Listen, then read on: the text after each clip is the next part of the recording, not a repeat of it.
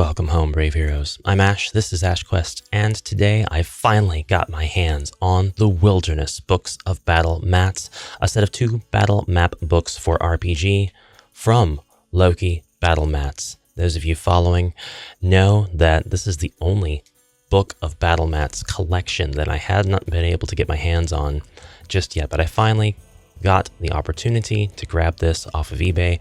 And for those of you who are new to Loke Battle Mats, 80 map pages, endless options, just open and roll. Attention adventurers, the Wilderness Books of Battle Mats are 2 wilderness fantasy themed tabletop roleplay map books full of modular maps. Create your own wild areas with 2 books that line up to create endless layouts, giving you 24 by 24 inches or tiles map area from books that fit in your bag. Reduce your game prep time with these portable mats, and they are wipe clean, 1-inch grid design, 360-degree spine, allows the book to fold completely in half if the space is tight, or lay dead flat so your adventure can unfold in front of you. And so, let us unsleeve the Wilderness Books of Battle Mats. I tried to set up my camera angle so that you get the least amount of gloss going across these glossy books, the least amount of light reflection. Once we get these laid out, we'll be able to be a little bit more dynamic with the camera in some areas. But we'll go ahead and start with Volume 1, and we do get a preview of all of the maps in Volume 1. And you may not be totally enthused about wide open outdoor areas, but we've got lots of HeroQuest miniatures here today to help us illustrate the usefulness of these maps. And I'll be providing you with plenty of ideas, many of which I've used myself for my own Loki Quest line of HeroQuest quests. So, Volume 1, and the first set of pages is actually not your typical, completely barren, bland, generic open setting. It's actually a harsh jungle, which would go perfectly well with the Jungles of Delthrak expansion. A couple of abominations are stalking this space, while a halfling druid remains hidden in the brush. You might wonder about the tile size matching up with the HeroQuest 2021 tile sizes. I'm here to remind everyone that there's no tile creep. The tiles just line up perfectly. They line up fantastically. So all of these Loki Book of Battle Mats books are really well sized to this standard. It's a very consistent size. There's no tile creep, no grid creep, anything like that. It just works.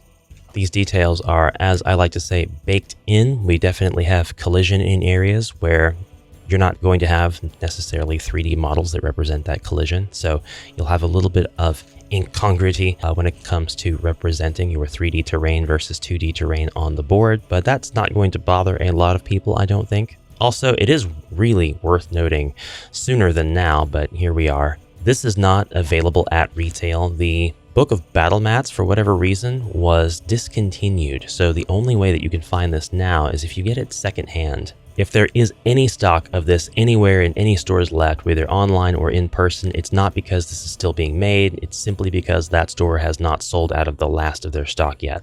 And the crowdfund from which this originally came did have the Little Book of Battle Mats, which is a lot easier to get on account of its significantly lower price. And those maps do match up very well with the theme, page by page, and so they should line up perfectly well wherever you need them to. However, the Loki books in particular make sure that they allow openings at the northeast, south, and west edges of the map, just in the very center.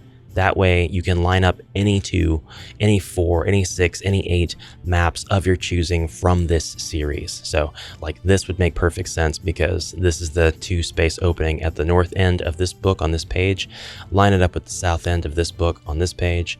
It just works. We do have some plants that are cut off because I just don't think the consideration was there to make sure that every single detail would line up with every other single detail.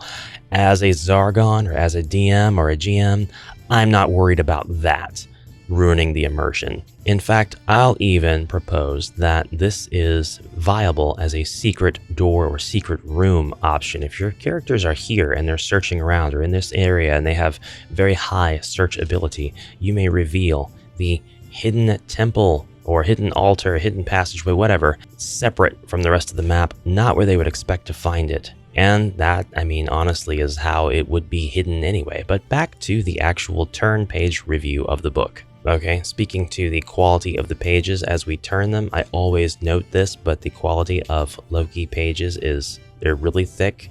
They're not going to crease on you unless you really handle them roughly. They're very sturdy. They're not going to tear. Here is our obligatory wide open scene, and I can go ahead and open up the little book of battle mats. I've got a separate video for this little guy that you can go check out, but I'll go ahead and open it up as well just to increase the awareness of it. And these mats are useful if you'd like to pour out your monsters all over and just have basically a war game session within the world of HeroQuest or whatever game that you'd like to play. But if you have these room tiles, you can actually build your dungeon with the room tiles over the top of this in its entirety. And you could definitely have doors that lead outside of this dungeon so the heroes can go outdoors and accomplish some objectives, get rid of some monsters out here, pick up some keys, go back in, unlock new doors within the dungeon. You could have your tiles go off the map. I mean, this is just a perfectly viable dungeon layout. This is kind of a weird dungeon layout, but it's viable. I'm just using this as a crazy example. And I don't think I've ever done that before. So there's a new idea from me to you. Next up, we have a lovely set of raised surfaces. Beautiful artwork here, beautiful landscape, very ethereal presence. Really lets you know that there's a lot here at stake. This beautiful landscape can be completely razed to the ground if the forces of evil were to take over. So you have to do what you can to save it. And then the presence of something evil in this area, such as an abomination, a skeleton, or a dread knight, should be enough to spur the heroes into heroic bravery. You could put goblins here as well, but I mean, the goblins kind of seem like they'd fit a little bit more. Next up, we've got a road, sort of a road, not really a road. By the way, really cool detail. These maps do line up with their companion maps, almost to the graphic in some cases, with these rock outlines bordering the narrower passages that travel between the maps themselves. This is just a really cool landscape. You could call this something too, like the dinosaur's head or the kobold's skull or something. Kobold's Skull Pass. And the second book of Loki Battle Mats is going to also match in theme with this one. So when we open that book and look through, we'll be seeing the same style of maps. They're not the same maps, but they are the same style. So this is going to be a rocky clearing, nestled, embedded in this grassy highland, rock walls, freshwater springs. Next page, we have a stream, perhaps feeding off of or coming out of a river nearby. You could call this a river as well. It's fantasy, anything goes. The mini version of the book having a very lovely scene where this is concerned, a little crossing where stones kind of dot where you could place feet. Our next scene, another beautiful ethereal section, perhaps adjacent to or within or just outside of a forest. Lots of purple flowers here, something worth protecting. The fairies that I reviewed from the fairies and unicorns and dragons bucket some time ago, all of those characters would fit very, very well on this map. This set of maps is pretty cool. We've got a tree that has been maybe not cut down, but perhaps pushed over or just fell of its own accord. I have trees within a mile of my house that look just like this.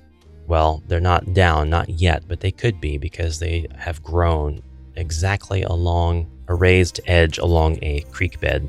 Couple of notes on immersion. There are numbers on the corners of the pages. They are kind of hard to see and easy to forget, so 13 and 14 here in the corners of these pages, but it can be very easy to allow you to describe how to build a specific map and share that concept, that vision with other people. Just say on the north side, use pages 13, 14. On the south side, use pages 13, 14. On 15 and 16, we have a bit of a swamp. You could play this off to be a very dirty area. You could also play it off to be very clean. I did a get out of my swamp ogre quest with this very map set in the small book. There's no real estate here this time, but this book could be the path to your real estate. All right, next we've got some ruins, and this would be a pretty decent quest. You could have the forces of Zargon or your big bad evil guy of choice coming to these ruins to extract some sacred relic, and if it falls into the wrong hands, it's going to spell doom for the forces of good. But your heroes can get here and maybe just in time stop them. Next up, we've got water. This is truly the wilderness. There's coral everywhere. If you'd like to say that this coral is actually poking up above land and your heroes can travel from Coral Island to Coral Island, which is not going to be very practical. You're probably not going to want to do that. You could do that. You could also say this water is shallow enough for the heroes to slosh through. Another place where abominations would really make for a great enemy. Sahagin, fishmen of some kind. You could also say that your heroes are swimming through here. Perhaps Mentor has given them some sort of ability to breathe underwater temporarily, or they found an artifact in the last quest that allows them to do this. Perhaps the artifact was that relic in the last set of maps. Something terrible has happened to this forest, and that terrible thing was mankind and industrialism. This is definitely a quest for the Lorax, who speaks for the trees, and if you anger him, he'll kick you in the knees. And since the Lorax is a dwarf, he'll add you to the Book of Grudges. Another map besotted with stumps this time. There is a larger tree that's been hollowed out and also cut down. There's no sign of a struggle. All of these trees went, and there's no trails with dragging. What happened? Next page, we get more ruinsy. There's lots of corners for enemies to hide behind here, lots of line of sight questions, lots of places where you could shove a treasure chest, and the adventurers might complete all of the objectives and completely miss it. The companion book, the tiny wilderness book, has a spiral staircase going into further catacombs for this set of maps. And next up, we might very well be in those catacombs. Well, this isn't quite catacomby. It's very cavey, though. We've got some fungus, we've got rocks, perhaps a little bit of bioluminescence, and plenty of cave to get lost in. Don't forget that caves can be very, very dark, and the heroes are going to need a constant and safe light source to navigate. Otherwise, those monsters that can see perfectly well in the dark will be their end. Next up, we have traveled to the northern wastes, and we have a really great way to play on a map of snow and ice and cold by climbing a little bit of terrain, by having a little bit of a mountainous region. Yeah, there's plenty of this when it comes to ice levels in games, and there's even some of this in those ice levels. But this here inspires the adventurer to continue to climb, to fight, to search, to explore. This is good. I really, really like this. And plenty of opportunity for enemies to have ranged attacks and attack your heroes from vantage points. There's also line of sight kind of all over the map, but you could give clear advantages to enemies that are higher up. And once your heroes are higher up, any advancing enemies would then be at a disadvantage. Or would they? That's when you hit your players with the old, "my goblin jumps." I suppose it's only fair that there is a wide open, completely blank map full of snow. But again, it's dungeon building time. With these Rise of the Dreadmoon hideout tiles, we can just put a couple of really nice warm cabins right here in the snowy field. But to get to one of them, you're going to need to navigate the rotating room. And to get to the other one, you're going to have to fight through the Colosseum room. You're right, that's dumb. To get to one of them, you're going to need to destroy the Death Lord in his lair. My tiles for Jungles of Delthrak are boxed up still. I haven't added them to my main box. They're not like handy, but the tiles that come with Jungles of Delthrak would be a really cool addition to a lot of these maps too. And then we're just straight up in the water. We are just in the water. This is where you would have your boat scene if you're playing a mythos themed homebrew quest. This is where the big bad battle can take place out in the deep sea. Next up, wide open battle area full of sand. Again, you can build your dungeons on these maps. You can have your heroes engage in open warfare out in the fields. It's up to you. The option is there if you want it. Next up, we have a sea of sand. Another pass, basically. Another couple of maps representing a path. And then we end up on our last page of the first book, which is in this mountainous region.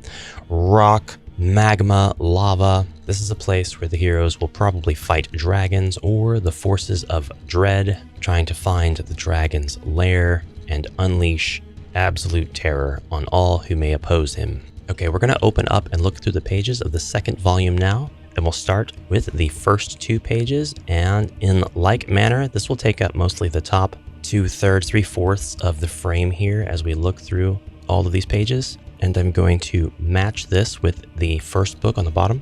You're not going to see the entire picture, but you are going to see how well they match up. And one more note before we continue through with the rest of the flip through. These books, of course, will have different levels from left to right once you turn the page, and they go around the rings the ring binds, but you can take several of the back end pages if need be and rotate them underneath in order to level that out, just in case the difference in height does something to your immersion. Jungles, and both of these books come in one package, so if you want to recreate this exact scene in its entirety, just buying the set of books will do you just fine. And full disclosure, I think it was between 60 and 80 USD after shipping. I know that you would normally not pay that amount for these books, the ones that are available through retail outlets. I did also ask Loke directly about the release of the Wilderness books. They said that it would not, no plans to re-release it. I'm paraphrasing, I'm not exactly sure. I remember the words that were used. But the indication was that this was not coming back and it was not possible to, so I wonder if it has something to do with the art licensing. Perhaps the rights to the imagery used within the book is simply lost, or perhaps this is just a manufacturing run that didn't do very well, and so it's not worth it to start the run back up again. You will notice that you don't have to match themes across pages. The top book here is 5 and 6, the bottom book is 7 and 8, so a lot of these are compatible with other maps, even if there's differences in theme, like here's the pass, there's the springs, there's the kobold skull-shaped rock, and you can travel a little bit to the north to get to the glade or get to the copsey.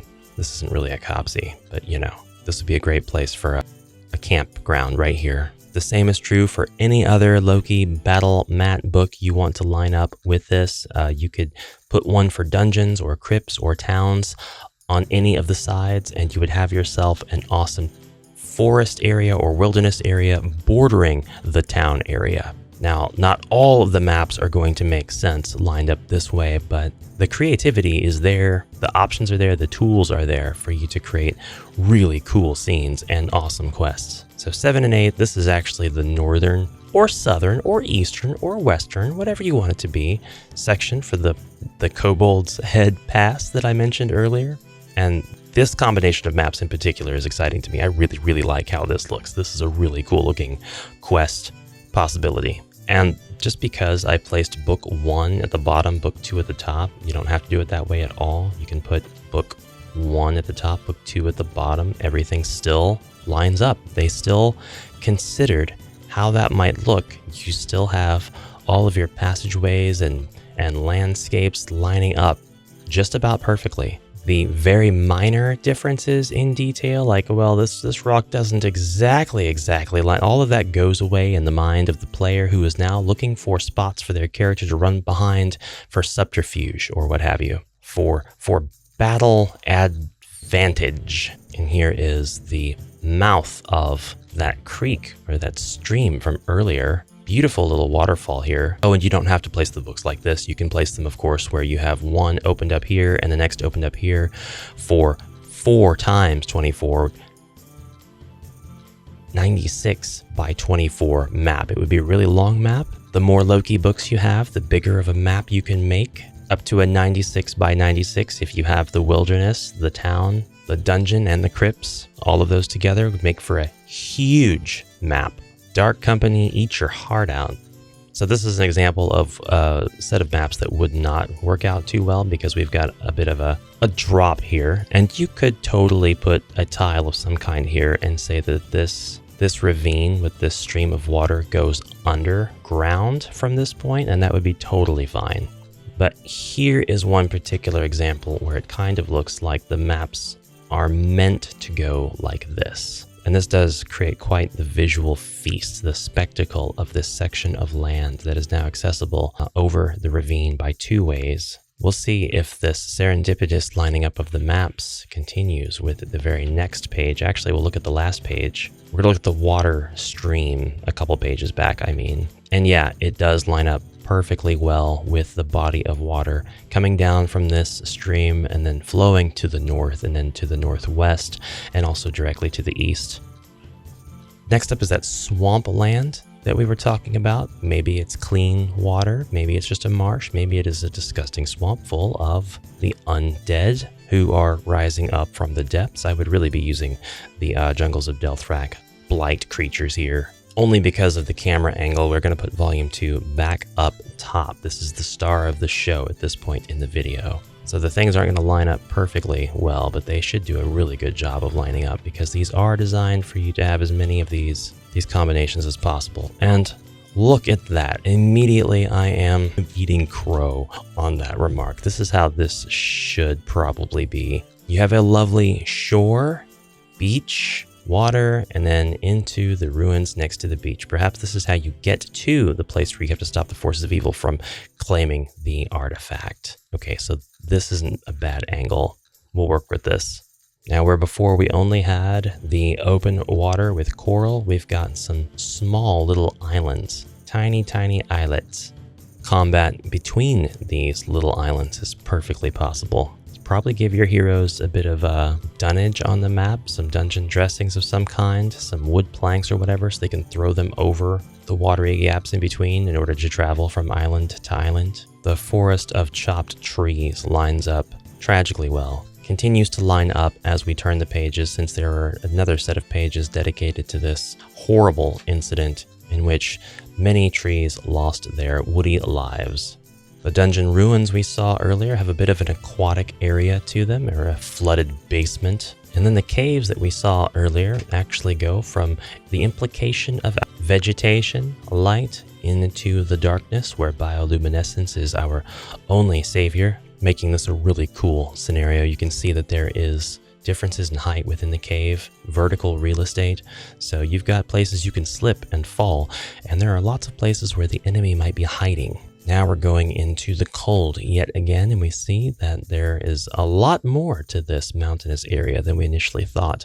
Lots more places to climb, a much lower place to start from for your heroes. Perhaps this would be like the hard mode of the map before. Now make your characters climb the entire way. This map was really interesting. Instead of having a 24 by 24 clearing, we have a 24 by 24 snowy map scene, but there are actually some perennial trees and some rocky terrain and some very questionable, perhaps impacted snow over here on the right in the southeast. Earlier I gaffed. I said 96 by 96 maps.